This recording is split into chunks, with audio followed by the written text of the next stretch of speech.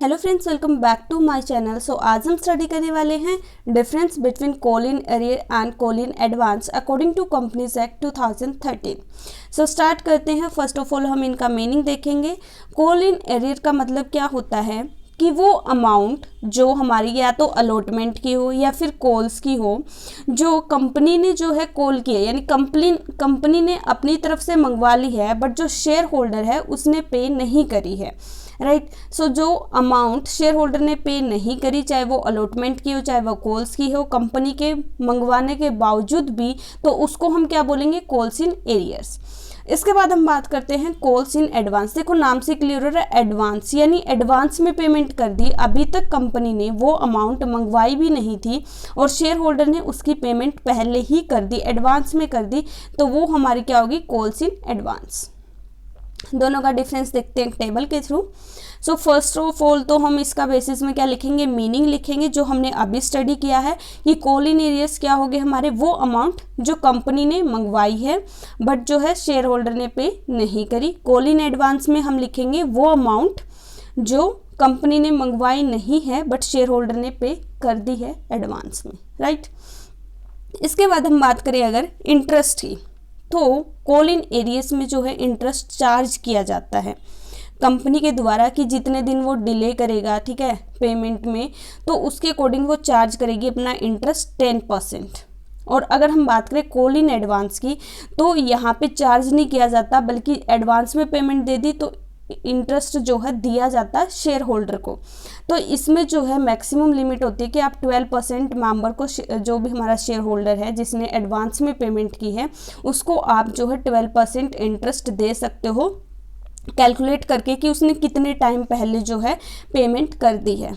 अब एक चीज़ होती है कि जो हमारे कोल्स इन एरियर होते हैं ना, इसको हम अपने आर्टिकल ऑफ एसोसिएशन में, इसके लिए कोई भी क्लोज नहीं है, हम ये मेंशन नहीं करते, बट कोल इन एडवांस है, इसको हम आर्टिकल ऑफ एसोसिएशन में जो है लिखते हैं।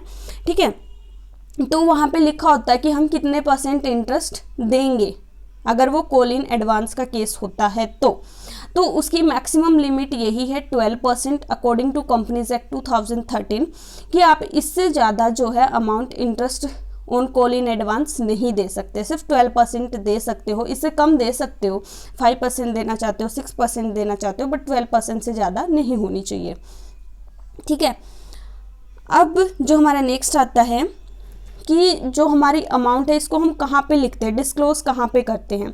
तो जो हमारी कोल्स इन एरियर की अमाउंट है इसको हम कहाँ लिखते हैं? इसको हम लिखते हैं अपने, डिडक्ट करते हैं हम कोल्ड अप कैपिटल की तरफ। ठीक है, तो मतलब इसका क्या है कि इसको हम डिडक्शन फ्रॉम सब्सक्राइब्ड कैपिटल, एक हेडिंग बनाते हैं हम, subscribed but not fully paid up, और फिर वहाँ जो है जो हमारे सब्सक्राइब्ड कैपिटल है उसमें से उसको हम माइनस कर देते हैं। बट जो हमारी कोल इन एडवांस है इसको हम अदर करंट लायबिलिटी में जो है बैलेंस शीट में शो करते हैं सेपरेट आइटम बना के। राइट। सो ये तो हुई बात। अब है कि कहीं जगह पे आपको 5% दिखेगा कोल इन एरियर का इंटरेस्ट और कोल इन एडवांस का आपको 6% दिखेगा। सो जो ये कोल इन एडवांस है, ये इसके अंदर क्या है जो हमने अभी पढ़ा है 10% और 12%, ये लिखा है हमारा कंपनीज एक्ट 2013 जो है टेबल F में। बट जो ये 5% और 6% था, ये पहले ये जो है यूज़ किया जाता था अकॉर्डिंग टू कंपनीज एक्ट 1956। उसके बाद कंपनीज एक्ट 2013 आया, तो आपको जो लर्न करना है वो यही करना है। कोल इन एरियर्स पे 10% और कोल इन एडवांस पे 12%, और ये हमारा टेबल F में आता है। पहले जो ये 5 और 6% था ये हमारा टेबल A में आता था। ठीक है, बट आपके लिए ये कोई वो नहीं है, आपने जो है आप पेपर में भी यही लिखना है और यही लर्न करना है। राइट। अब इसके अलावा कुछ पॉइंट्स है जो मैं आपके साथ शेयर करती हूँ। पहली बात तो ये है कि जो हमारा, एक मिनट, कोल इन एरियर्स है, ये एक तरह से क्या हो गया, ये कंपनी के लिए क्या होगी? इनकम होगी, कि तब interest on call in arrears नहीं, interest on call in arrears, ये क्या होगी? इनकम होगी कंपनी के लिए। और कोल इन एडवांस क्या होगी? एक्सपेंस होगी। Interest on call in advance एक तरह से क्या होगी? एक्सपेंसेस होगी कंपनी के लिए।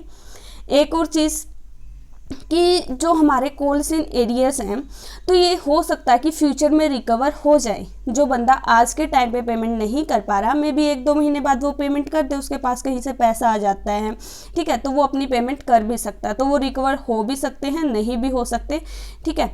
अगर हो जाते हैं तो ठीक है, अगर नहीं होते तो उनको क्या कर लेती है, उन शेयर को कंपनी फॉरफिट कर लेती है, राइट।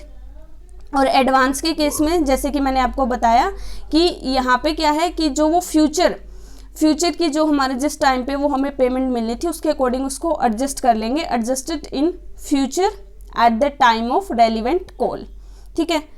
अब है कि कॉल्स इन एरियाज में एक केस ये भी बनता है कि यहाँ पे हो सकता है कि जो शेयर होल्डर है वो अपनी मेंबरशिप खो दे। क्यों? क्योंकि देखो उसके शेयर फॉरफिट हो जाएंगे, वो पे नहीं करेगा तो फिर उसको जो है फिर वो मेंबर नहीं रहेगा, उसका रजिस्टर से नाम काट देंगे। बट कॉल इन एडवांस में क्या होगा कि अगर उसने पहले पेमेंट, तो यहाँ पे तो कोई क्वेश्चन ही नहीं उठता कि उसकी मेंबरशिप उससे छीन ली जाएगी या फिर ऐसा कुछ, है ना। सो ये डिफरेंस भी आप इसके अंदर ऐड ऑन कर सकते हो। सो ये पढ़ा हमने difference between call in arrears and call in advance according to companies act 2013। I hope आपको ये क्लियर हो गया होगा। अगर कोई डाउट है तो आप मुझसे कमेंट बॉक्स में पूछ सकते हो।